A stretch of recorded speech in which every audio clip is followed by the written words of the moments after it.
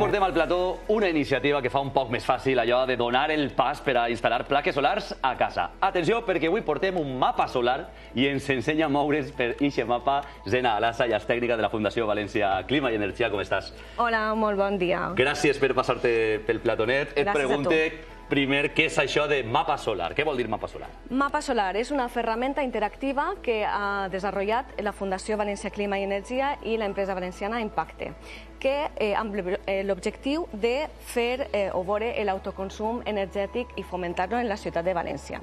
Això es pot fer a través d'un clic. Podem saber quantes plaques solars podrien caber en la coberta del nostre edifici. Zena, com accedim a aquest mapa solar? On el trobem? Podeu accedir a través de la pàgina web de la Fundació València Clima i Energia o a través de qualsevol buscador. Podeu posar València Mapa Solar i ho trobeu. O directament en l'adreça que veuen ara mateix a la pantalla. Exactament. Pregunta, quin potencial elèctric tenen les teulades de la ciutat de València? Tenim dades que vora el 32% de la demanda elèctrica de la ciutat de València estaria coberta si instal·làrem tots plaques solars. Un 32%? Això és un terç de la demanda només amb energia solar de les teulades. Sí. Impressionant. Sí, i a part l'estalvi en emissions de CO2 i l'estalvi en la factura elèctrica que suposaria a tots els valencians. Posa'ns un exemple navegant per este mapa. Veig ahir la silueta del Mercat Central. Mercat Central. Quina potència elèctrica tindria el Mercat Central en qüestió d'energia solar? Si cliquem, podem veure que tindria un potencial de 1.029 plaques solars. Que cabrien. Sí, són moltes plaques. En aquest cas és un edifici protegit i tindríem que posar menys panells. Correcte, te portava una lletra menuda, en aquest cas estaria limitat a 61 panells, però veiem ahir que la inversió seria d'uns 33.000 euros. Quin benefici tindríem? Benefici, un estalvi anual de 5.000 euros, tindríem una autosuficiència del 40% de l'electricitat que necessitaria aquest edifici. Quasi res, no està malament. Sí, a part de tots els beneficis ambientals associats a la utilització d'energies renovables. Zena, cas pràctic. Per exemple, jo que visc a la ciutat de València, visc a un edifici, quins serien els primers passos per a instal·lar-me jo plaques solars a casa? Primer de tot, podríem consultar l'edifici. Per exemple, podem veure este edifici.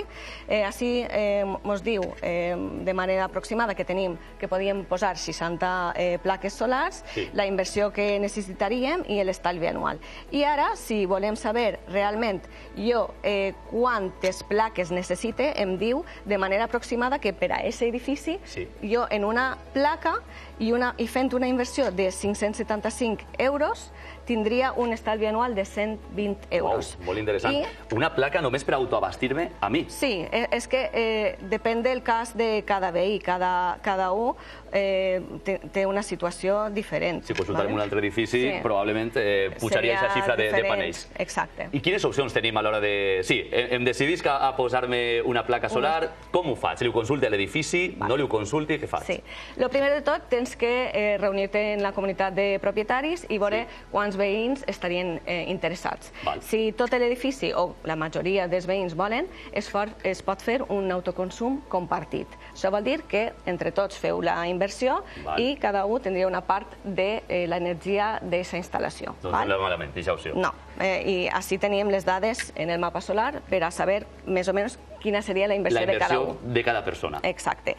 En el cas de que tingués una coberta molt gran i la majoria dels veïns estan d'acord en compartir aquesta energia amb una comunitat energètica, també es pot fer. Comunitat energètica. Sí. Has dit la paraula. Què és això de la comunitat energètica? Una comunitat energètica és una agrupació de veïns i veïnes que gestionen una instal·lació fotovoltaica i ells es farien càrrec de fer tota la instal·lació, de la inversió, de l'assegurança, el manteniment i a part donarien prioritat a la gent que viu en aquest edifici per entrar a la comunitat energètica i ells també tindre estalvis. I les comunitats energètiques es creen? Ja existeixen? O com funciona això? Sí, tenim, a la ciutat de València tenim 10 comunitats energètiques i tenim 2 grups motors també que en res ja estaran configurats. Entonces estem parlant de quasi tota la ciutat de València té una comunitat energètica. Ah, uau, podrem adherir-nos a una d'aquestes comunitats. Quins beneficis tindria? Estalvis en la factura, vora el 40% d'estalvis en la factura elèctrica, adherir-nos a un tipus d'energia renovable local i fomentar l'eficiència energètica, perquè estem consumint energia que està produint-se en el mateix edifici que vivim. La veritat que motius per a instal·lar-nos aquestes plaques solars a casa no en falten. Zena, et pregunto, assessoreu des de la Fundació València Clima i Energia d'alguna manera? Ens podem posar en contacte amb vosaltres? Sí, nosaltres som una fundació municipal, oferim un servei totalment gratuït. Qualsevol persona o comunitat de propietaris que necessiten assessorament, nosaltres fem estudis, assessorament administratiu, tècnic, en tot el relacionat amb energies renovables i plaques solars. Zena, que t'estic demanant cita jo en seguida. A mi ja m'ha convençut. Si et sembla bé, et citem per a un altre programa i parlem de la instal·lació, no? Perquè suposo que ahir els passos aniran un poc complicats. N'hi ha molt que parlar. Ja quedarem de nou al programa. Gràcies, Zena, per passar-te.